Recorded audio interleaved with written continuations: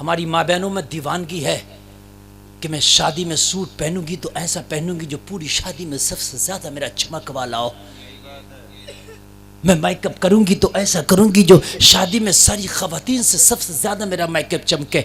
اور میری بہنوں، سوٹ کی دیوانگی ہے میں مانتا ہوں، میک اپ کی دیوانگی ہے میں مانتا ہوں، مگر ذرا اس سستی دیوانگی کو ہٹاؤ تو قیمتی دیوانگی کو تو لاؤ۔ ایک دیوانگی پردے کی بھی ہونا چاہیے جو محمد کی بیٹی فاطمہ کے اندر تھی۔ سبحان اللہ سبحان اللہ۔ آپریٹر صاحب تھوڑا آواز بڑھائیے، مزہ نہیں آ رہا، تھوڑا آواز دھماکے دار کیجئے، میں آواز بڑھاتا ہوں آپ نہ گھٹائیے آواز میں، مجھے واپسی ہائی فائی چاہیے۔ توجہ کیجئے، جو دیوانگی میرے نبی کی بیٹی فاطمہ کے اندر تھی وہ بھی تو ایک دیوانگی تھی نا، وہ دیوانگی تو لاؤ میری بہنوں۔ خدا کی قسم کھا کے کہتا ہوں تیرے میک اپ کے اتنے چرچے نہیں ہوں گے شادی میں، تیرے جوڑے کے اتنے چرچے نہیں ہوں گے، اس لیے کہ میک اپ والی اور بھی بہت ہوں گی شادی میں، جوڑوں والی اور بھی بہت ہوں گی شادی میں، ہیل کی جوتیاں پہننے والی اور بھی بہت ہوں گی شادی میں، مگر خدا کی قسم اگر فاطمہ کے پردے کی دیوانگی تو نے شادی میں دکھا دی نا تو پوری شادی میں تیرا چرچا ہو جائے گا۔ وہ کس کی بیٹی ہے جس کا پردہ لاجواب ہے، وہ کس کی بہن ہے جس کا پردہ لاجواب ہے، جہاں سب بغیرت لڑکیاں مردوں میں گھوم رہی تھی، وہ ایک میں نے لڑکی دیکھی، ایک عورت دیکھی جس نے اپنا ایک بال تک بھی کسی غیر مرد کو نہیں دکھایا۔ بہت خوب بہت خوب، بہت اچھا پیغام مفتی صاحب۔ تیرے چرچے ہو جائیں گے، ہاں انشاءاللہ۔ ایک بار ایسا بھی تو کر کے دیکھ، پردے والی دیوانگی بھی تو لا میری بہن۔ وہ دیوانگی کب آئے گی؟ اور میرے بھائیوں، تم کو تو اپنے گھروں کی چادریں تک کا خیال نہیں، مرنے کے بعد تمہیں بڑی چادریں یاد آتی ہیں۔ اگر کسی کی بہن مر جائے، بیوی مر جائے، ماں مر جائے تو معلوم ہے وہ کہتا ہے مولانا صاحب کو لاؤ کفن کٹے گا۔ اب مولانا نظام الدین کو بلایا جا رہا ہے کفن کاٹنے کے لیے، کیوں تجھے مرنے کے بعد شریعت یاد آئی؟ زندگی میں جب دولہا بنا تھا تو دولہا سے ایک دن پہلے تو نے مولانا نظام الدین کو بلایا ہوتا، حضرت بتائیے شروع سے لے کے آخر تک دولہا کیسے بناؤں گا اور کیا کیا کروں گا؟ تب تو نے دعوت بھی نہیں کری اپنے مسجد کے امام کی، بھول گیا۔ بات ہنسنے کی نہیں میرے بھائیو، شرم کرنے کی ہے، شرم کرنے کی ہے۔ شادی کی تھی تو شادی سے پہلے مولوی کو بلا کے پورا پروگرام، پورا مینو کارڈ تو نے سمجھ لیا ہوتا، حضرت بتاؤ دولہا کیسے بنوں گا، کیا کیا کروں گا اور کیا کیا نہ کروں گا۔ شادی کا مینو کارڈ اپنے دوستوں سے سمجھتا، کفن مولوی سے کٹواتا۔ مولوی آ کھڑا کفن کاٹ رہا، کیوں ابھی کیوں تجھے شریعت یاد آئی؟ میاں کا دودھ پیا تو اب بلاؤ دوستوں کو، ابھی کیوں شریعت تجھے یاد آ گئی؟ یا مولوی کو ہٹنے نہیں دے رہا جب تک جنازہ نہیں اٹھ رہا، حضرت یہی رہے گا، کفن کیسے کٹے گا، مجھے بتاؤ تختہ کیسے لگے گا، حضرت بتا دیجئے کیا کیا ہوگا۔ اب مولوی لگا، اے میرے بھائیو، جبکہ مرنے کے بعد نامہ اعمال میں تالا لگا دیا جاتا ہے۔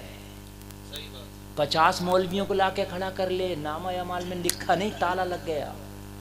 ہاں آپ دفن کر رہے ہو، عہد نامہ لاؤ، جب تک عہد نامہ نہیں ہے، تم نے دفن میں آدھا گھنٹہ لیٹ کر دیا، دفن عہد نامہ ہی نہیں ہے۔ اگر عمل اچھا نہیں ہے، عہد نامہ نہیں، پورا قرآن قبر میں رکھ دے۔ خالی اگر عہد نامہ کر کے بخشش ہو جائے تو کیا ضرورت ہے میاں؟ کربلا کے حسین کو اتنے پاپڑ بیلنے کی کہہ دیتے میری قبر میں عہد نامہ رکھ دینا، خالی بس عہد نامے کے لیے آدھا گھنٹہ روک لی گئے جنازے۔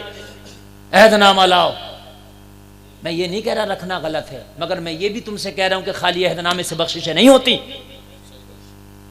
ٹھیک ہے رکھ سکتے ہو آپ برکتن، لیکن یہ سن لیجئے کہ عہد نامے سے بخشش نہیں ہوتی۔ قبر میں مٹی نہیں ڈال رہے کہ بیری کی ڈالی نہیں آئی، آدھا گھنٹہ دیر بیری کا پیڑ تلاش کیا جا رہا، بھئی ڈالی لاؤ، اور کان کھول کے سن لے بیڑی کی ڈالی سے کچھ نہیں ہونے والا۔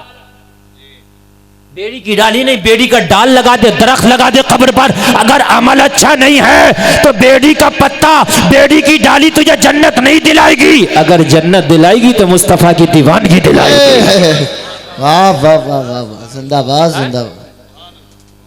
جی معاملے مرنے کے بعد بڑی شریعت یاد آتی ہے میری قوم کو، جب کہ تالا لگ گیا نامہ اعمال میں، مرنے کے بعد جب تک سانس ہے نامہ اعمال چل رہا ہے، جس دن تیری سانس نکلی نا، جو کرامن کاتبین نام کے فرشتے ہیں، ان کا عمل، ان کا کام تیرے اوپر سے ہٹ جاتا ہے۔ اور میرے بھائی، مرنے کے بعد تجھے اتنی شریعت یاد آئی، اتنی شریعت یاد آئی، اتنی شریعت یاد آئی کہ اب ہر کام میں شریعت۔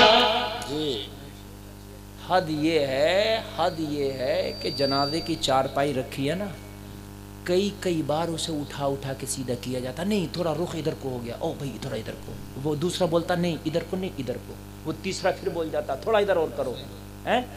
بڑی شریعت ہے سب جو ہے، تو ہر آدمی ایسا شریعت پہ تلا ہوا ہے کہ بس کانٹا ادھر نہ ہو جائے۔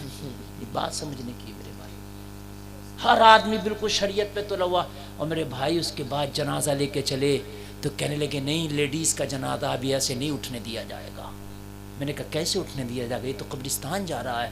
کہنے لگا نہیں مولانا ایسے نہیں اٹھنے دیا جائے گا، لیڈیز کا جنازہ ہے، اس کی چارپائی پہ میں نے اوپر سے چادر ڈال رہا ہے۔ ڈالی جاتی ہے کہ نہیں ڈالی جاتی ہے؟ چادر ڈال کر جنازے کی مسیری پر آپ جنازہ لے کر چلے۔ بہن کا جنازہ، بیوی کا جنازہ، ماں کا جنازہ ایسے نہیں لے کے جاؤں گا، چادر ڈالوں گا۔ ڈال دی تم نے چادر، جنازہ کہاں جا رہا؟ مارکیٹ میں نہیں، شاپنگ مال میں نہیں۔ جنازہ شاپنگ مال میں جاتا ہے کہ قبرستان میں جاتا ہے نا؟ شادی میں نہیں جا رہا ہے نہ، وہاں نہیں جا رہا ہے جہاں ناچنے والے اور اوباش لوگوں کی نظریں لگی ہیں نہ، ان لوگوں کے درمیان جنازہ چل رہا ہے جو نماز جنازہ چل کے وضو کر کے ساتھ چل رہے ہیں۔ گناہگار ضرور صحیح لیکن وقتی طور سے اس وقت وضو کر کے کلمہ شریف کا ورد کر رہے ہیں، ان کے درمیان جنازہ جا رہا، مگر پھر بھائی کہہ رہا نہیں بہن کا جنازہ بغیر چادر کے نہیں لے کے جاؤں گا۔ میرے بھائی جب تیری بہن کل ایک مارکیٹ میں شاپنگ مال میں جا رہی تھی تب تجھے چادر یاد کیوں نہیں آئی بہن کی؟ جب بازار و مارکیٹ میں تیری بہن نکلی تھی بال کھول کر کے میک اپ کر کے، تب تو نے کیوں نہیں کہا میری بہن تجھے میں شاپنگ مال میں، تجھے شادی میں نہیں جانے دوں گا؟ اور اس لیے جنازہ تو چلتا ہے، ان کے درمیان ہوتا ہے جن کی زبان پر کلمہ ہوتا ہے، جنازہ چلتا ہے تو ان کے درمیان چلتا ہے جو باوضو ہوتے ہیں، جنازہ چلتا ہے تو ان کے درمیان ہوتا ہے کہ جن کے جو نماز جنازہ پڑھے ہوئے ہوتے ہیں۔